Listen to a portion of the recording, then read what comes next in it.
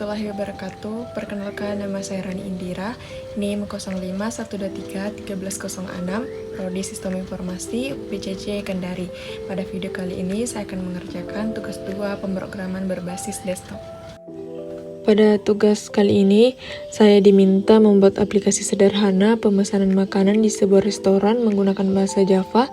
Program ini memiliki fitur lengkap mulai dari menampilkan menu, pemesanan, perhitungan otomatis dengan pajak dan diskon, hingga fitur pengelolaan menu untuk pemilik restoran. Pertama, saya buat dulu kelas bernama menu.java. Sebelumnya saya sudah mengetik programnya, jadi langsung saja saya jelaskan. Kelas ini berfungsi sebagai cetakan atau rancangan untuk data menu. Di sini saya definisikan atribut. Pertama, nama bertipe string, kemudian harga bertipe double, kemudian kategori bertipe string atau makanan atau minuman. Saya juga pakai kata kunci privat untuk enkapsulasi dan publik untuk metode mengambil dan mengubah nilai atau biasa disebut getter dan setter. Ini contoh penerapan tipe data dan variabel. Selanjutnya kita masuk ke kelas utama yaitu main.java. Di sini saya deklarasikan array atau array list bernama daftar menu untuk menyimpan seluruh daftar menu, nama pesanan dan jumlah pesanan untuk menampung pesanan pelanggan. Ini penerapan penggunaan array sesuai syarat tugas. Lalu saya buat metode inisialisasi menu. Di sini saya sudah masukkan data menu otomatis terdiri dari 4 menu makanan dan menu minuman sesuai ketentuan minimal. Jadi saat program dijalankan, menunya sudah langsung ada tanpa perlu input ulang. Untuk menampilkannya, saya buat metode tampilkan daftar menu. Perhatikan di sini saya pakai perulangan for each. Logikanya, program akan mengecek satu persatu data di dalam array.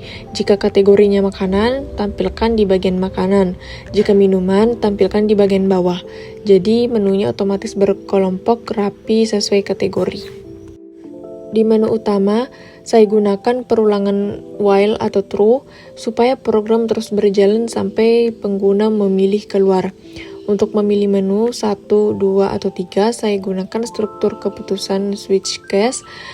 Jadi jika pengguna ketik 1 masuk ke pemesanan, ketik 2 masuk ke pengelolaan, dan jika mengetik selain angka itu, sistem akan memberi peringatan pilihan tidak valid.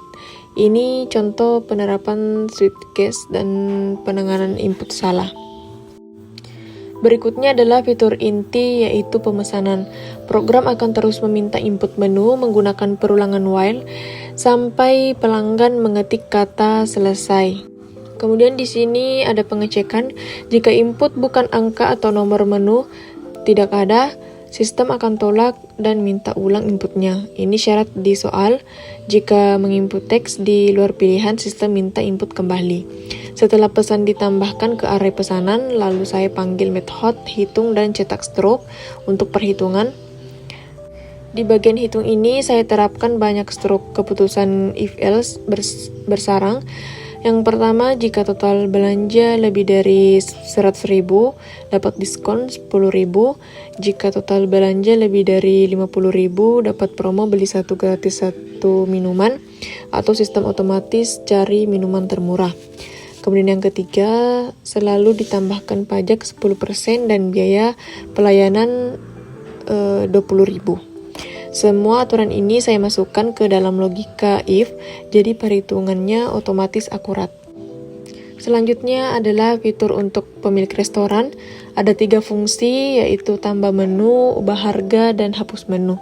Syarat di soal, sebelum eksekusi ada konfirmasi, jika ketik ya baru berubah. Lihat di sini, sebelum ubah atau hapus, program akan bertanya, yakin ingin mengubah, ya atau tidak. Saya pakai kondisi if atau input titik equal ignore case atau ya, baru proses jalan. Kalau ketik selainnya maka data aman tidak berubah. Ini contoh penggunaan tipe data string dan keputusan yang tepat. Setelah selesai, program otomatis kembali ke menu sebelumnya. Kemudian di bagian terminal, Pertama kali dijalankan ini tampilan menu utama ada 3 pilihan. Nomor 1 buat pelanggan pesanan makanan, nomor 2 khusus pemilik buat atur menu, dan nomor 3 buat keluar. Di sini saya pakai perulangan while supaya menu ini terus muncul sampai kita pilih keluar. Kalau kita ketik angka selain 1, 2, 3, nanti program bakal bilang pilihan tidak valid. Ini contoh validasi input. Setelah kita klik nomor 1, otomatis keluar daftar menu. Di sini menunya sudah dikelompokkan rapi, makanan di atas, minuman di bawah sesuai syarat di soal. Ini hasil kerjaan kode saya pakai perulangan for each dan struktur keputusan if buat milih kategorinya. Di sini ada 4 makanan dan 4 minuman, udah sesuai ketentuan minimal. Terus program minta masukkan nomor menu. Kalau saya salah ketik, misal ketik 9 atau huruf, program bakal nolak dan minta ulang persis seperti yang diminta soal. Sistem akan terus meminta input kembali kalau salah. Kemudian di sini saya ketik lagi 1, kemudian enter, masukkan jumlah 2, kemudian enter, lalu ketik 6, kemudian enter, masukkan jumlah 1, kemudian enter, terakhir ketik selesai, enter. Kemudian ini hasil perhitungan otomatisnya. Yang pertama, rincian item tercatat jelas nama, jumlah, harga satuan, dan total harga per item ini dihitung pakai perulangan for. Kemudian yang kedua, total sebelum pajak dijumlahkan semua. Di sini hasilnya 85.000. Kemudian yang ketiga, pajak 10%, otomatis dihitung 10% dari total, jadi 8.500. Kemudian yang keempat, biaya pelayanan tetap 20.000 sesuai ketentuan soal. Yang kelima, potongan atau diskon. Karena total saya 85.000 lebih besar dari 50.000, maka otomatis dapat promo beli 1 gratis 1 minuman.